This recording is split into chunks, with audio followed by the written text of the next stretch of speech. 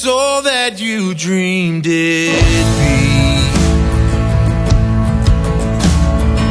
Ending up here, ending up with me. You could have gone anywhere, been anywhere.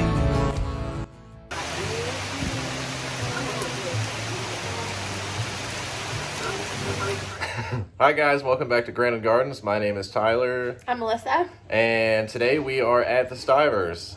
This is actually our last full day here. We've been here since afternoon on Thursday, and I've just been having so much fun I haven't touched my phone.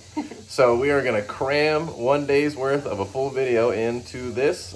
Today I got Zach and Jen a joint gift to teach them how to make blackberry wine, or just wine in general. I brought them everything that they need to start making 5 gallons at a time. And we are going to run through that first and show them how to do it. All right, my man. So what are we doing? All right, so this is all the stuff you pretty much need. We've got our primary fermentation bucket. We've got our secondary fermentation. How big is that? This is a 6 gallon. Okay. So anytime you make wine, beer, or anything like that, you need headspace. So you're only making 5 gallons at a time, but you're leaving a gallon of headspace. Because like I told you, sometimes fermentation can get really active, and then we got a wet, sticky ceiling and floor. Right. So you don't want that, so that's why you have that. Okay. We've got an airlock just for the bucket, the primary this time. I also got you 4 more, so 5 in total. So if you ever move down into the 1 gallons, if you store it all, you can actually bulk age it in this for however long, 6 months to a year if you want, or you can separate them. But I mainly brought you the 5 in case you guys start making single batches of like a base wine and then you want to flavor it separately. You can do it in the 5 gallons too. Okay, perfect. So the first step is just to fill this up with water, and you want a sanitizing agent. So I always use the Star San. I got you guys the low foam because the high foam stuff is ridiculous. It dries in about 1,000,000 hours. So we're gonna speed it up with this. So we're teaching them how to make wine. First step is gonna be our primary fermentation bucket. It is a 6 gallon bucket. We're making a 5 gallon batch. If you have a brew bucket like this, always get the spout. If you don't have the spout, drill a hole and make a spout. It makes things a ton easier. Right. So first step, we've got our sanitizer and our warm to hot water, and we're gonna let this sit. Our stirring utensil, just because all we're gonna be doing when we're brewing the first part is just gonna be adding our base and our water, and that's it. So all you really need is a stir, and then you need all your pieces. Yeah, because it's gonna get sanitized in there. And the lid. Always do your lid. It's not the most important thing ever because the chances of it touching are pretty low, but if you have like a blowout, then you have the risk of infection. It's the same. All right, so sanitization is complete. We've got our stirrer, lid, airlock, and bucket. I always do it like this just because you can sanitize the entire bucket at once. As you move through this process and you start doing other things, it's much easier to do it this way anyways, because as you get more advanced in winemaking, you actually need a lot more utensils than a stirrer, an airlock, and a lid. Right. Is it a little heavy? Yes.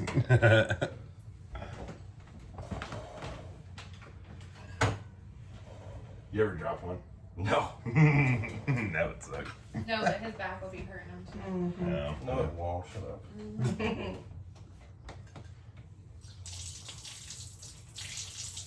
Nice. Okay, so we'll let that drain out, and then what? We'll let it drain out, and then we'll actually take the stirrer, the airlock out of there, so we don't have just like the extra stuff in there trying to dry at the same time. And then we'll just lay it out, probably right here on the counter, and just let it dry. Once it's dry, close to dry, we're good to go, and we'll start the next step. Dang, y'all see us then. All right, so we're waiting for everything to dry, and we're gonna put together some nesting boxes that Premier One has sent the Stivers. So we're gonna help them put that together, or we're waiting on the next step for the wine. And it's only got 3 steps. Holy pieces. Does it though? So as an electrician, I deal with sheet metal quite a bit, and the first thing I think when I see this, I'm gonna bleed today. All right, so I finished first. And there it is behind me. I'll show you. It's pretty cool, but Man, was it a bear to put together. And surprisingly, I didn't cut myself. So it's got like a little roosting thing to help them get in, depending on what height you put it at. And the bottom opens up. And the eggs are supposed to go in, drop down, and when they get out, they should just roll to the front. Pretty cool. All right, so the next step, everything's sanitized, everything's dry. We're gonna use a fruit base. This one specifically is from a brand I'm not even gonna try to pronounce. Vintners. Vintners. Anyways, they have lots of flavors. I've used this 3 times now. This will be the 4th with them. So this one's blackberry, and this has all the sugar, all the fruit base, everything you need to actually make the wine in a high concentrate. So all we're gonna do is add this first, which is a gallon, and then we're gonna add as much distilled water as we need to make 5 gallons in the bucket.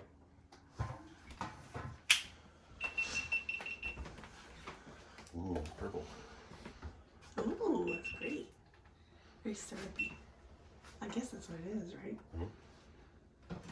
All right, and then the next step is just to add all the water till we hit 5 gallons.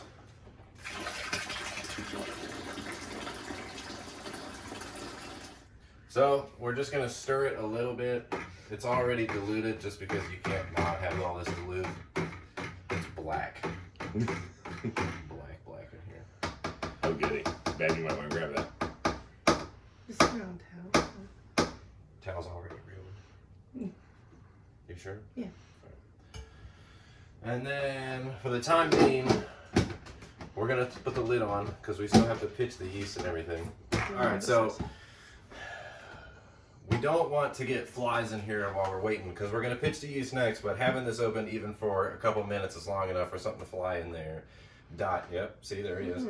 Die in there and then potentially cause a hazard for everything you just made. So this is the airlock. We're just gonna add enough water to hit the line on the inside.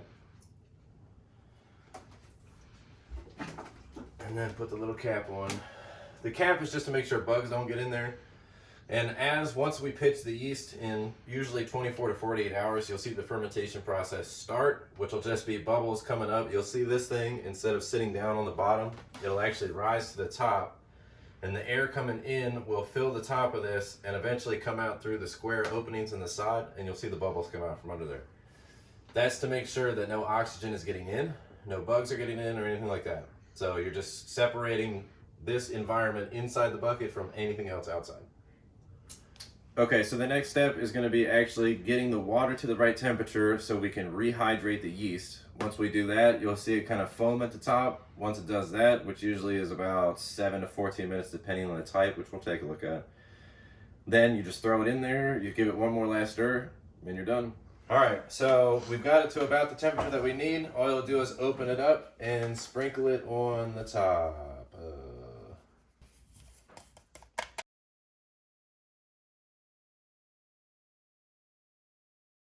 All right, so you got to see the yeast puffing up. The fact that it's all foamy on the top gives you the perfect identifier that it has completely rehydrated. So this is the easy part.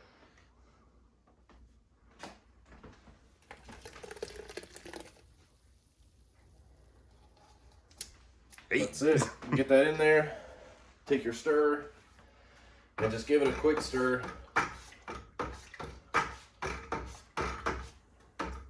Just to get that all nice and mixed. Checking to see if anything's on the rim. Yep, you just want to clean the inside of the rim as best as you can. This does not have a gasket in it. You can get ones with a gasket, but this specific type of brew bucket is actually made much more airtight, watertight than, say, like a 5-gallon bucket with a lid from Lowe's where they just kind of click on. I mean, you can see these things are extremely hard to get in. I was telling him too. It seems very unique to find a 6-gallon bucket, and so that's cool too. So I can definitely see the importance of buying from someone that does this stuff. Now we're done. Like, that is the end of this process. But now what should we be waiting on and doing? So 24 to 48 hours. Watch for bubbles. If bubbles do not happen, which they will because you saw the yeast and the yeast was all foamed up at the top, so we know it's activated. So within 24 to 48 hours, this will start bubbling, right? So from that moment, so not right now, but the moment you see bubbles in there, See bubbles. 2 weeks. So you'll wait 2 weeks and then you'll move into secondary. This is primary fermentation. Then you'll move into secondary, which is also consuming the last few bits of sugar that it's allowed to and help you start clearing. Okay. This thing. What's this thing? This is a 6-gallon glass carboy. So secondary is mainly for you to help start the clearing process. It'll also help you separate, because you can see the nozzle here is actually set a bit up from the bottom. That's because as the yeast starts replicating, consuming sugars, excreting both alcohol and CO2, it'll actually drop down to the bottom. The inactive stuff will sit, and then you'll actually, if you had it in glass in primary, you could actually see the bubbles coming up from the bottom, and that's the yeast releasing CO2. So secondary, you get it out, you get the majority of the yeast that was left on the bottom to stay in the bucket. That way you can transfer this to this, and then you'll again have some more dropout, but there'll be a lot less yeast in there to have to worry about. Plus, it'll start to clear, because not having all the extra yeast in there will help it actually clear in here. Okay, and then so now once you've got it into the secondary, Right. we have one more to go, right? Yeah. Kind of. Theoretically. So it depends on what you're doing. So if you don't have another batch that you want to do after you put it into secondary, you can move it back into the bucket long enough that you can clean this again, and then you can actually take the final product and put it back in the 6-gallon and let it age there for 6 months to a year, depending on how much you want to age it. But the way I do it is I actually transfer it from the secondary vessel into smaller 1-gallon jugs, and then this is what I age it in. You can age in bottles with corks, you can age in beer bottles with caps. It doesn't matter how you age it, as long as it's in generally glass. You don't want to put anything long-term in a bucket, because this is food grade, but because of what's going on, they can still say that it will extract things from no matter what plastic you put it in. Okay, so we put it in this bad boy. Right. Technically, we could drink it right then, right? So the 2 weeks goes into here, sits in here for another 2 weeks, and it goes into here. Right. When can we actually drink it? So 2 weeks in primary, 2 weeks in secondary. After that 2 weeks, you can rack it into your 1 gallons, and you can drink it right then and there. Yeah. Immediately in 4 weeks, you're good to go. Okay. The thing is what you taste day one after those 4 weeks is going to be dramatically different from 6 months, and what you taste in the same gallon in a year is going to be dramatically different from 6 months and from day one.